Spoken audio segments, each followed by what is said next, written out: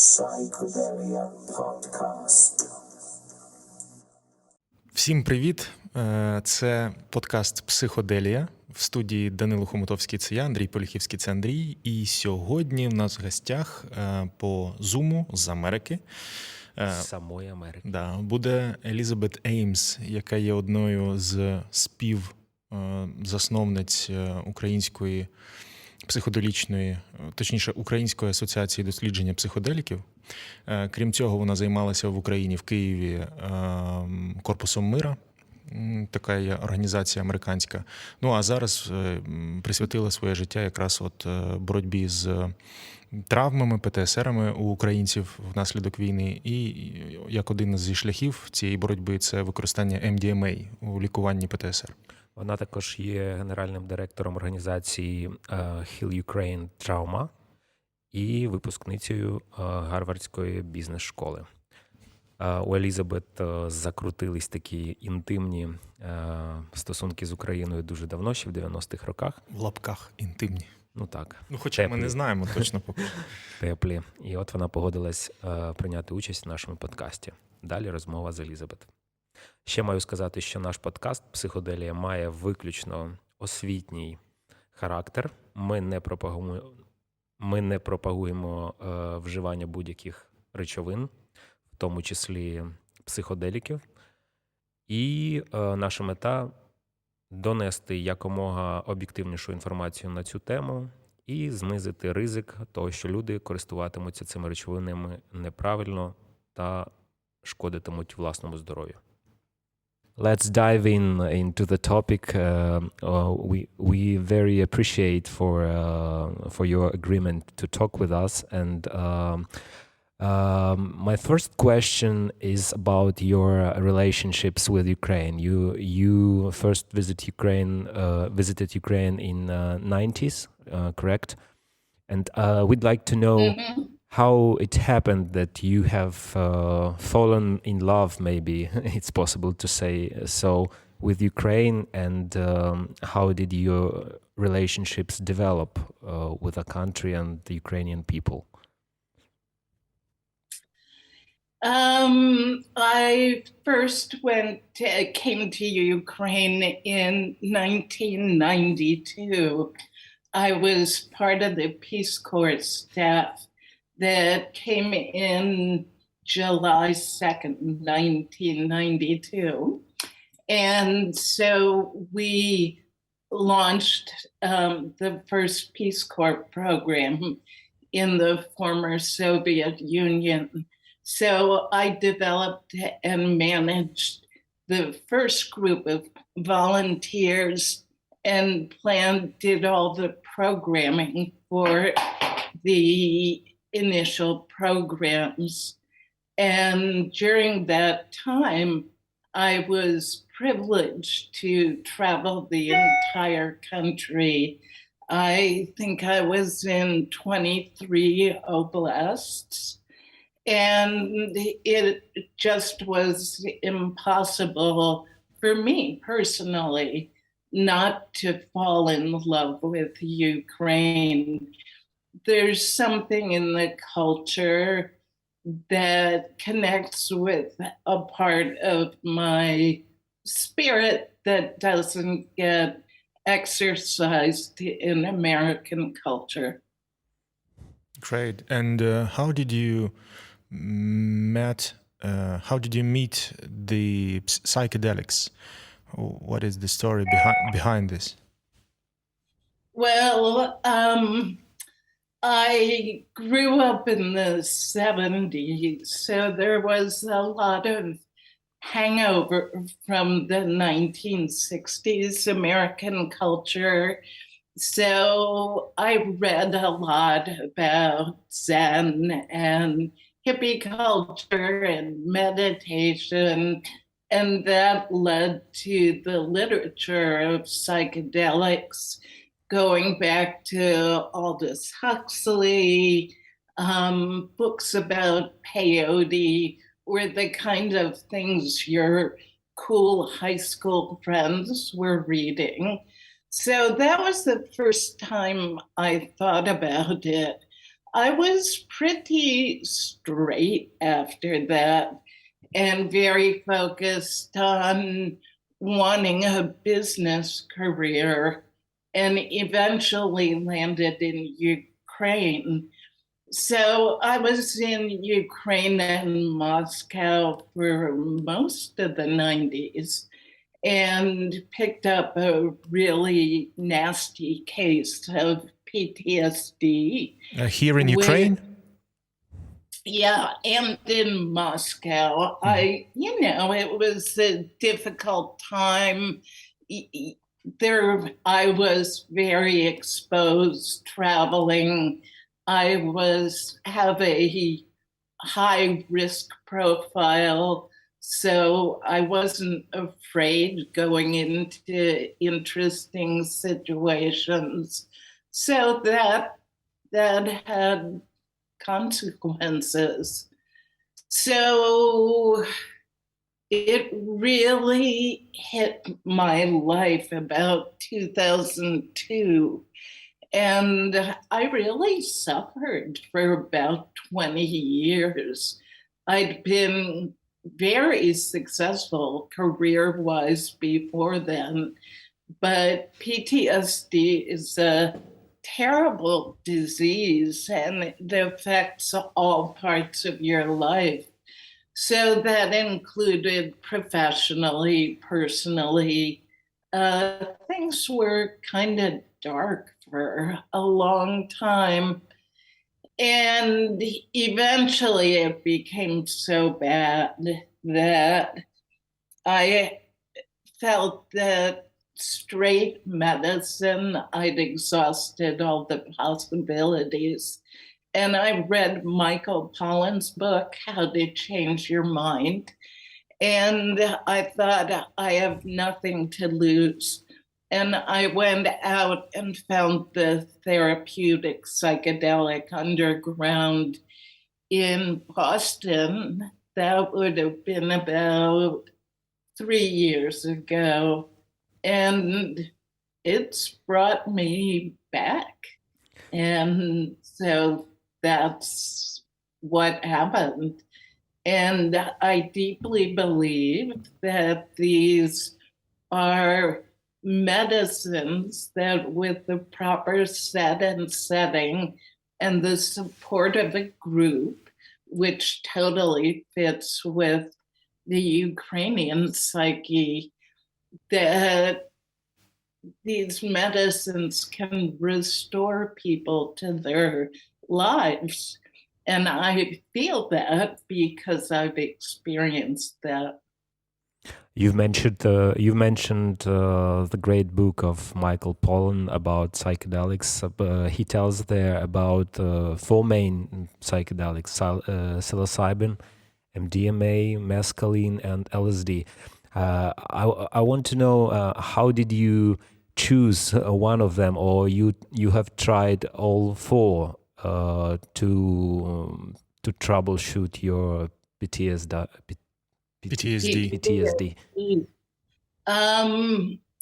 I've never taken mescaline, and when I was too young, I tried LSD and it wasn't right for me. Some medicines speak to you. So MDMA has been extremely helpful. Psilocybin in combination with MDMA has been very helpful. But what is most important, and thinking about Michael's book, is I do this work in classic therapeutic group settings. So we're very careful about set and setting, your mindset, and the serenity of the environment you're in. We create a container in which you're completely safe and trust and believe in the people you're with. And those elements are critical part of the therapy. It's not just the medicine, even though I believe you can use medicines for personal development. I've chosen to use them for healing purposes with a specific mental health condition. You said that it was in underground environment. It's interesting. How long did it take to find the proper place and the proper sitters and therapeutic assistance? And what was your criteria in searching the place you've decided to start your healing? It happened quickly, but through an unusual coincidence.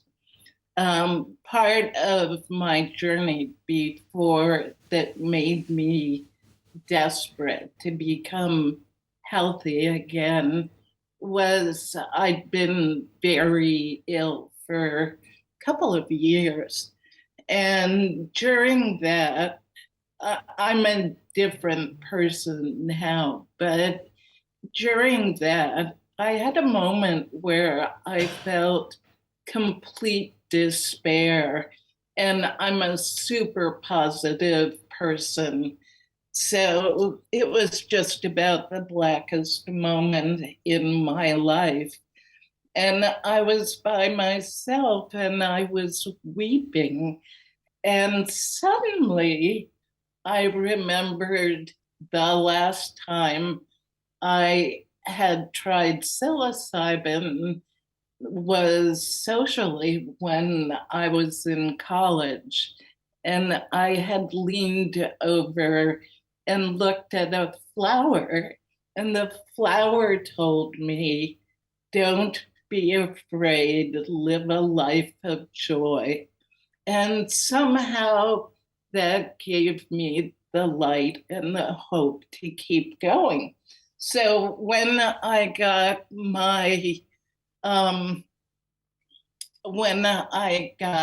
more stable, I thought, that was a really important moment. And so I reached out. I hadn't seen him in decades, to my college friend who had given me the mushrooms, because he really saved my life. And it turned out he had been trained at CIIS, and this world and healing and therapeutics had become the center of his life. And he led me into the community and into people who were medically qualified, who were doing underground work. So it was kind of a miracle. And of course, we've become very close friends again. So the universe talks to you. Great story. It's interesting for me. How did you become one of the founders of UPRA? I mean, Ukrainian Psychedelic Research Association. I have always stayed close to my friends in Kiev and knew Oleg Orlov quite well.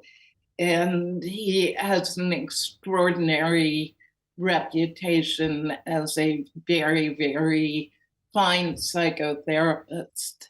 So I've gone a year and a half without symptoms of PTSD or depression.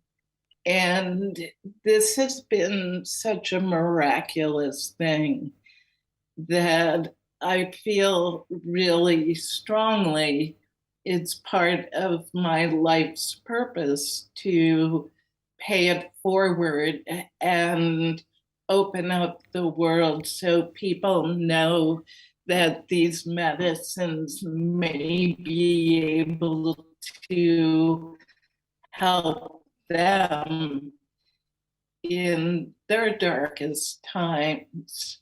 So that was when I came to Ukraine in 92. I lived with the Ukrainian for 4 years and remained very close to his family. And one thing I observed being inside the culture and being so close to such wonderful people was that World War II was still very present in 1992. And if you looked for mental health scars, they were all there, both in my generation and in my boyfriend's parents' generation. And it manifested in lots of ways. Domestic violence, fortunately, not at me, but, you know, everyone knows the stories, the alcoholism, the smoking. Life expectancy for men then was 57 years. The endemic depression, the inability for couples in my age demographic to marry and be faithful to each other. And most of all, in the lack of emotional boundaries, people wanted to protect each other so much that sometimes it would make you want to scream.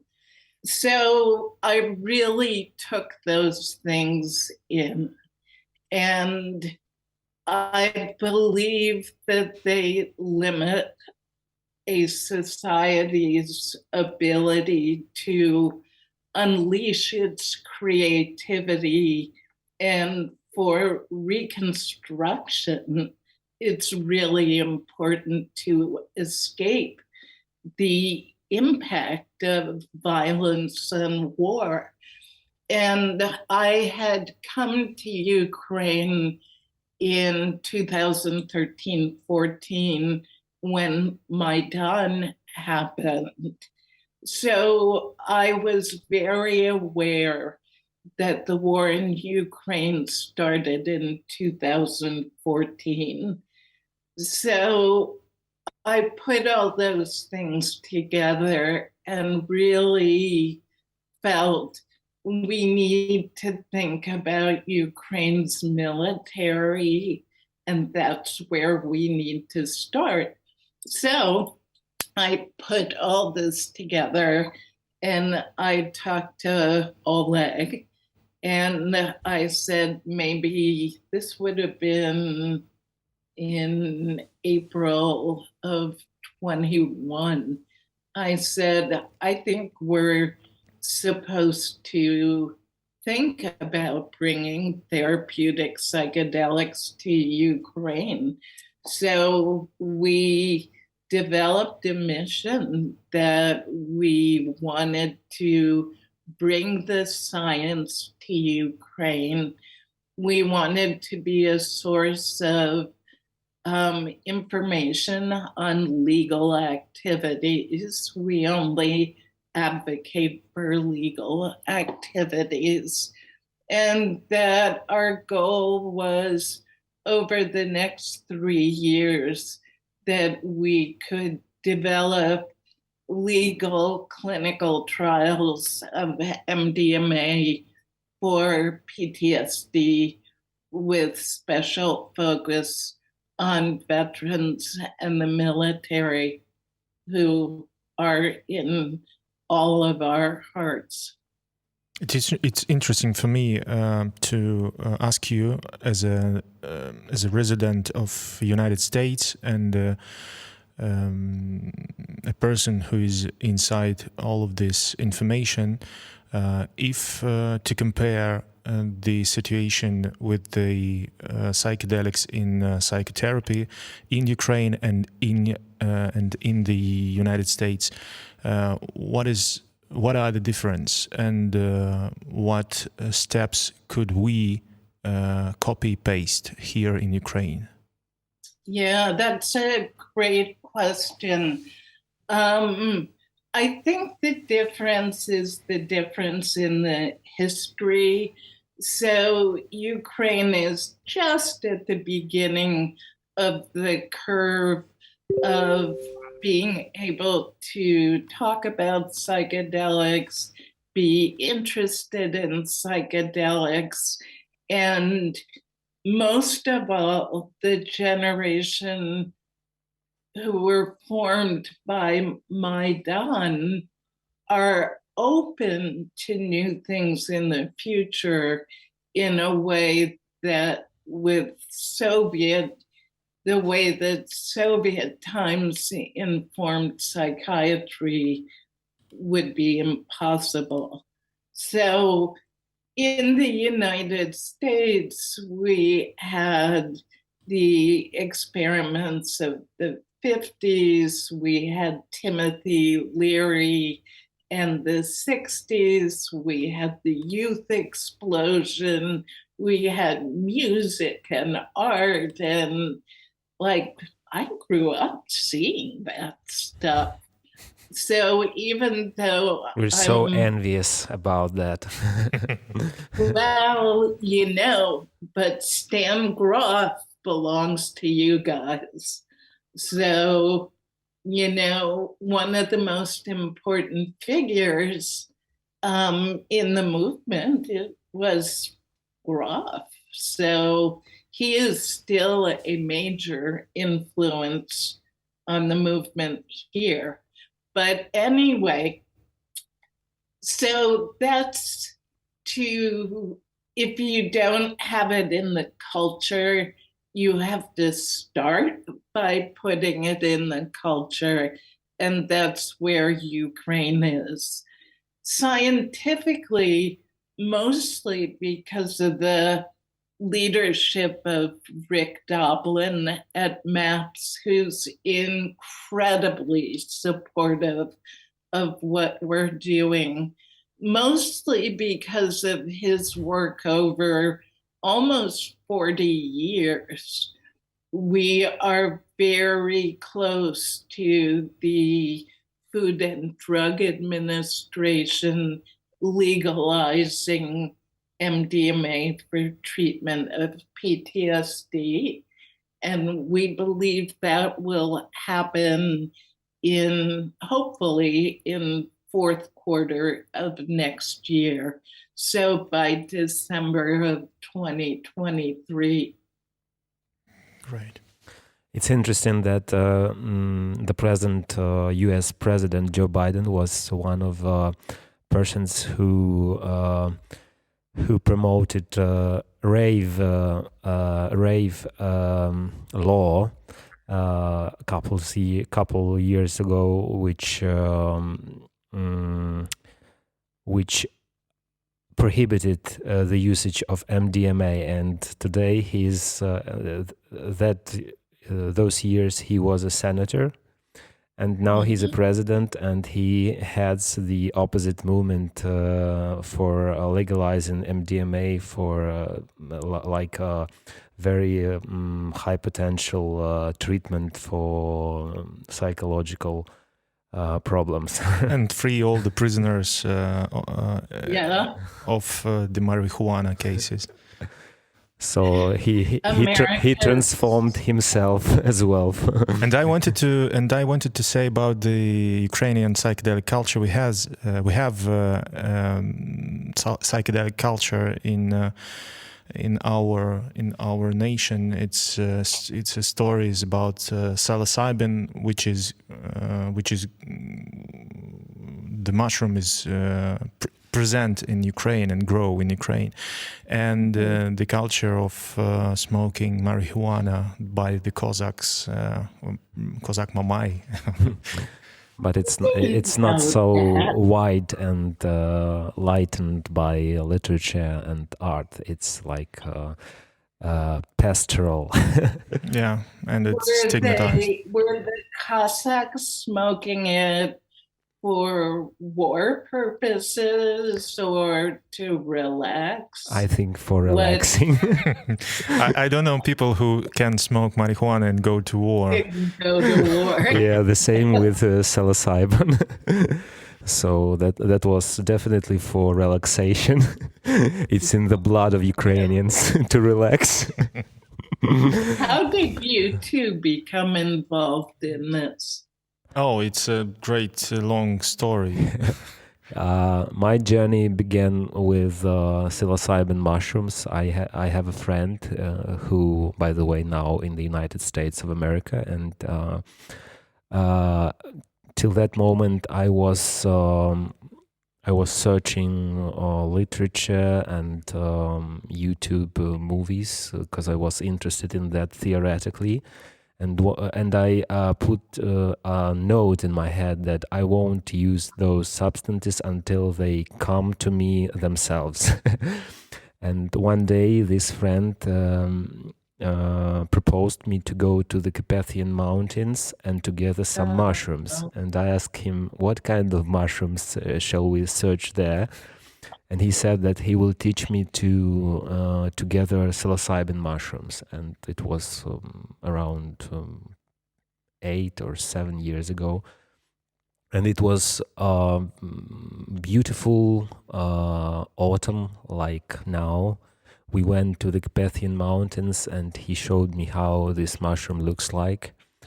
And then I've gathered a lot of mushrooms and he didn't gather almost nothing. So my eyes were at the moment connected with this species. And I've prepared myself for several weeks or even months for that trip, and it was a serious event in my life.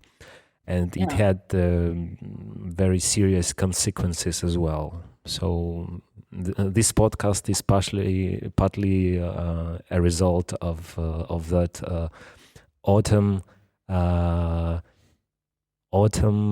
escalation in the Carpathian Mountains. And Daniel. My story is connected to my psychotherapy. I begin to get a sessions with my psychotherapist about 4 years ago, and at some point I felt that I'm on the plateau of the psychotherapy. So I work a lot. I do my sessions every week, but I feel that my mind is do not get higher. I mean, I stuck in this plateau. And after that, I heard stories and read some materials about psilocybin and psychedelics therapy, and I decided to get this quantum leap to use some psilocybin, and it was my first experience. I talked to my psychotherapist about this experience, about that I'm gonna do it. So I've got the preparedness to this experience with my psychotherapist. Then I had a session, and that with her I had an integration of my experience, and it worked awesome. It worked perfect, and I got what I wanted. I got this quantum leap in my work with my psycho state. I don't know how to call it, but perfectly said. Yes, and I'm happy about that. And so I felt something like you, that I have to give this knowledge, give this information to the world, to people, to Ukrainians, to know that this substances has a great power, a great potential in right hands and with the right protocols. Yeah. I, Thank you. Thank you both for sharing your experiences with me.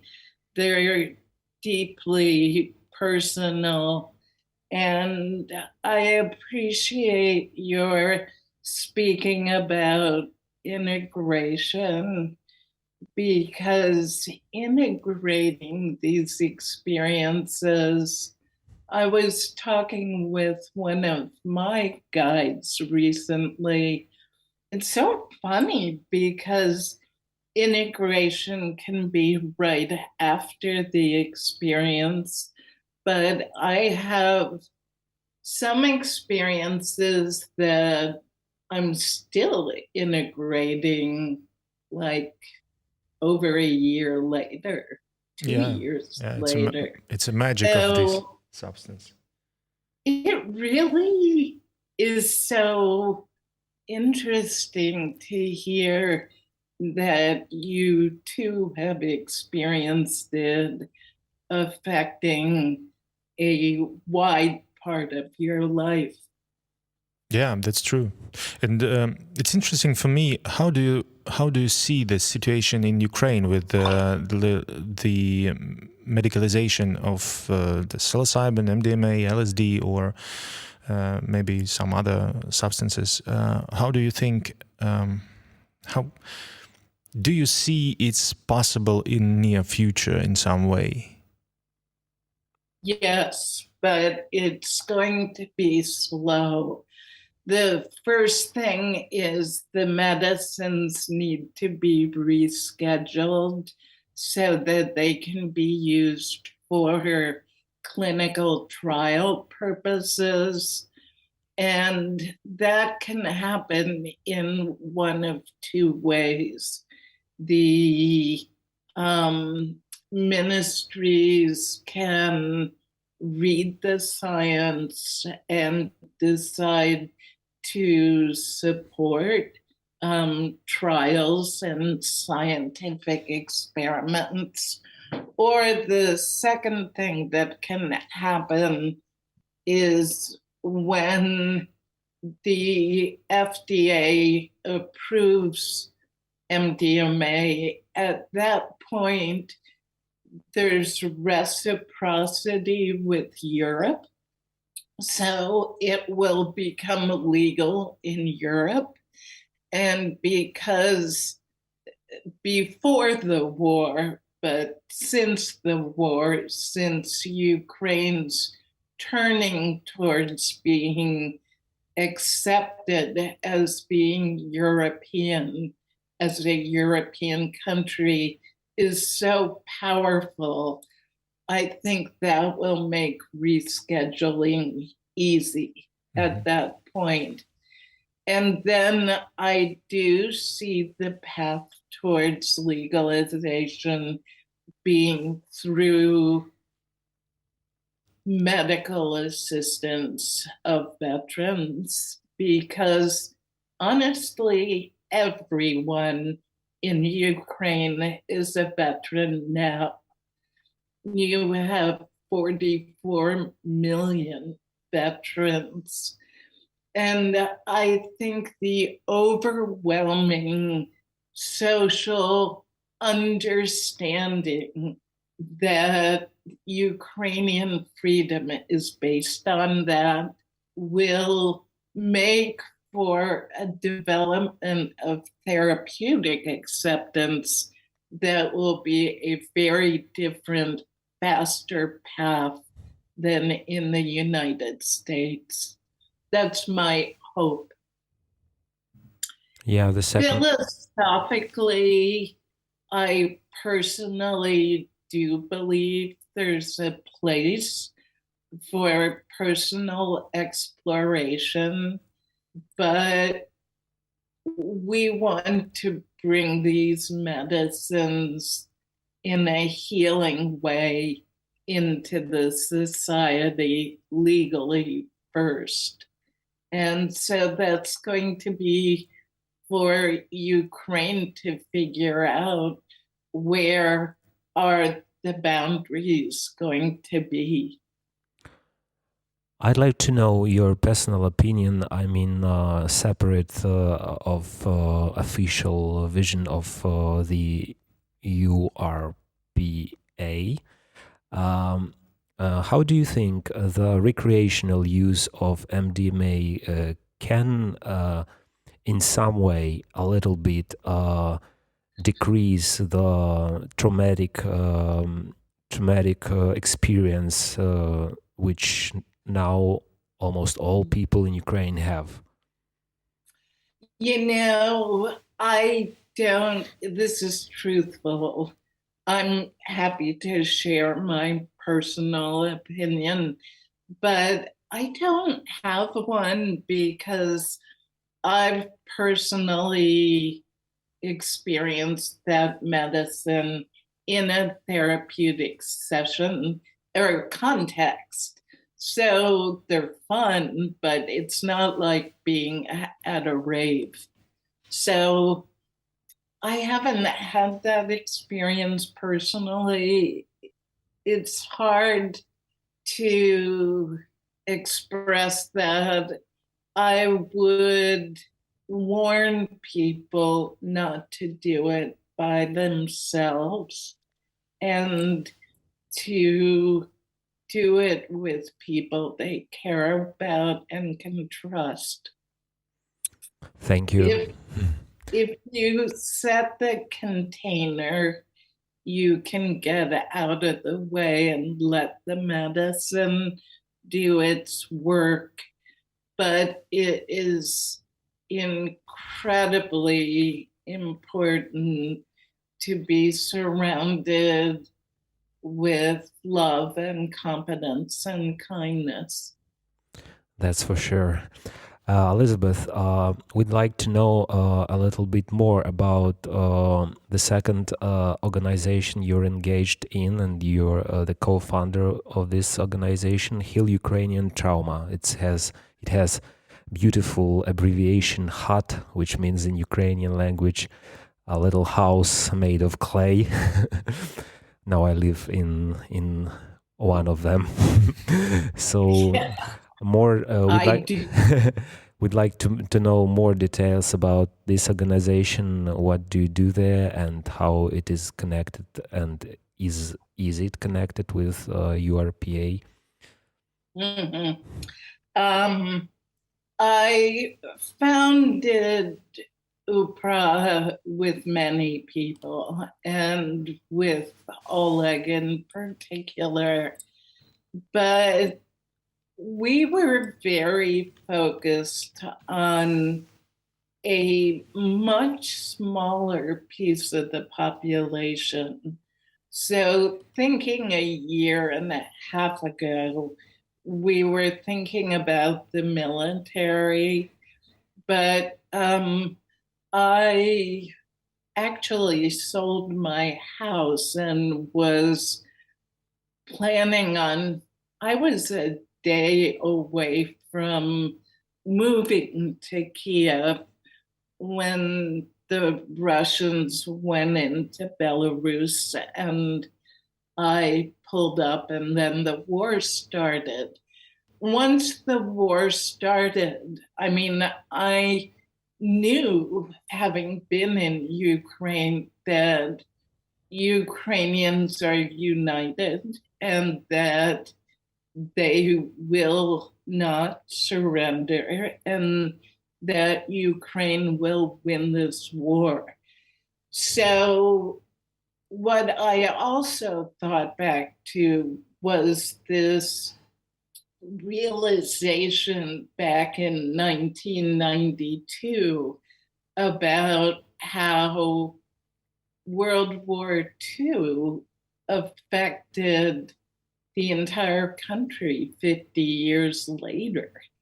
And I said to myself, Ukraine will win, but I felt strongly we need to work to make sure that Putin doesn't have the ultimate victory of crippling Ukraine's potential creativity and ability to reconstruct itself into something incredible, even more incredible after the war.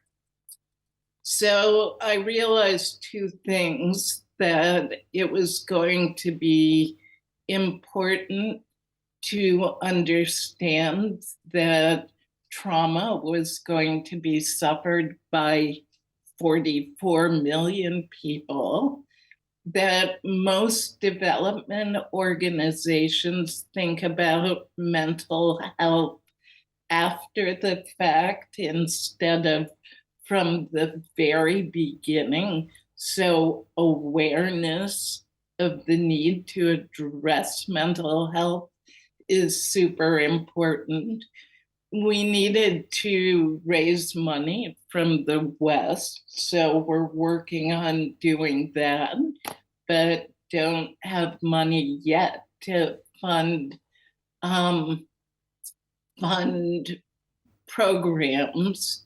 And the third thing was, I believed that we could use a combination of our Western connections, a little bit of capital, money, and a lot of intellectual capital, and that we could help smaller organizations on the ground in Ukraine scale digitally, think about using non-medicine therapies, and finally, that we could also support UPRA's work and the ability for therapeutic psychedelics and psychedelic-assisted therapy to be accepted in the society.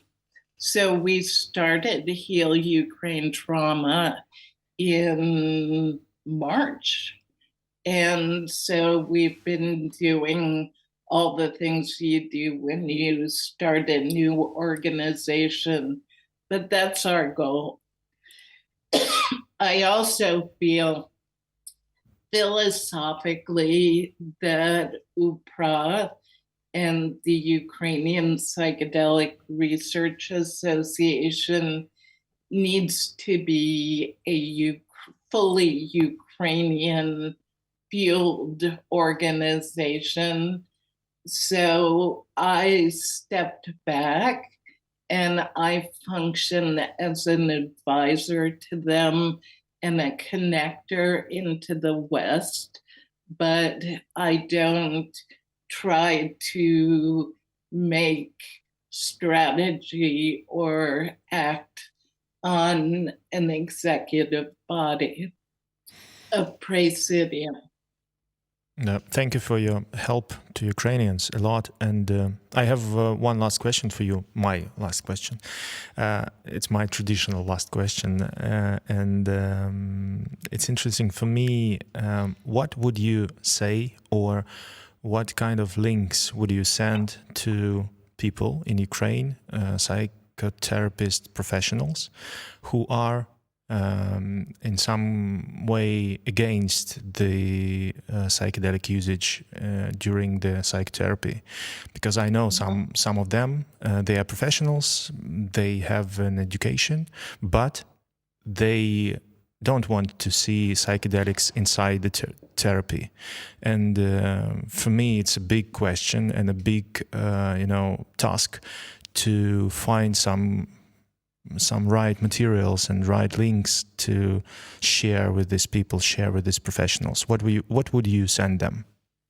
I would, if they could only look at one website, I would send them to the MAPS website, because that's where they can read all of the science and the clinical trials that have been done to treat mental challenges.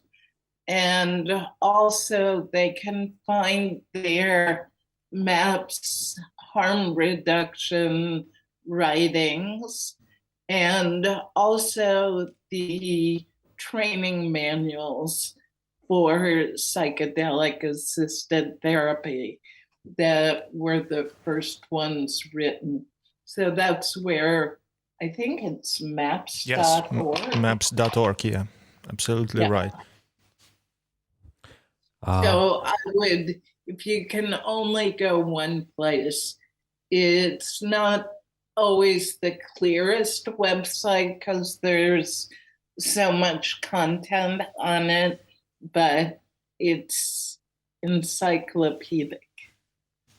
And my last question is very close to Danila's. I'd like you to recommend maybe some mild and soft entrance to the psychedelic topic for people who have some prejudices and stereotypes. I mean, not professionals, but average people who are interested in the topic but are afraid of some scary fairy tales they've heard from their parents and the grandparents and from Soviet literature about psychedelics.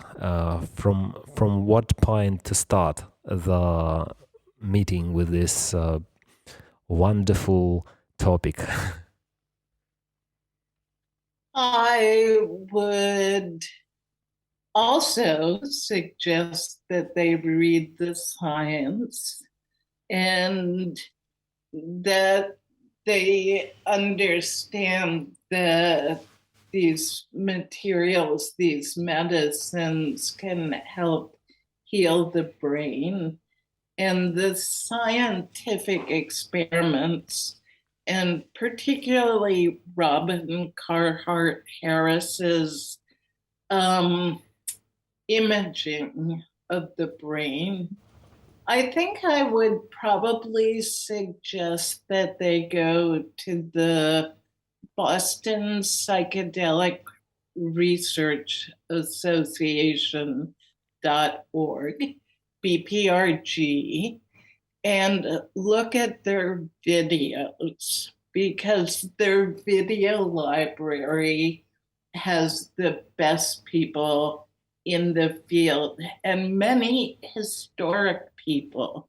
So they would be able to see testimony of, for instance, special forces veterans who have used them, or one of the McKenna brothers was talking about his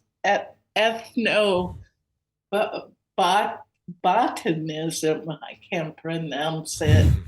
And so he was like this huge adventurer. And sometimes there are medical presentations. So what it will give people confidence is that there are a lot of interesting, intelligent, compassionate, and establishment credentialed people working in this field. Thank you, Elizabeth, for your time. You have a late night at home, so sorry for interrupting your sleep. No, it's noon. I'm behind you. Oh. We thought you are. You have now about midnight. No, it's noon. We have almost midnight. Oh, that's an error. Well, I can't wait to be in Kiev and meet you both in person. Thank you for everything you're doing to educate people, especially during this terribly difficult time, that there are substances that can give people who are suffering hope. It's a beautiful thing you're doing.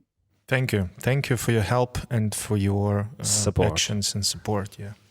Have a good day, Слава and Героям слава. we're looking forward to see you in Kyiv soon. Goodbye. See you in the spring. Goodbye. Stay warm. See you. Bye. Psychedelia podcast.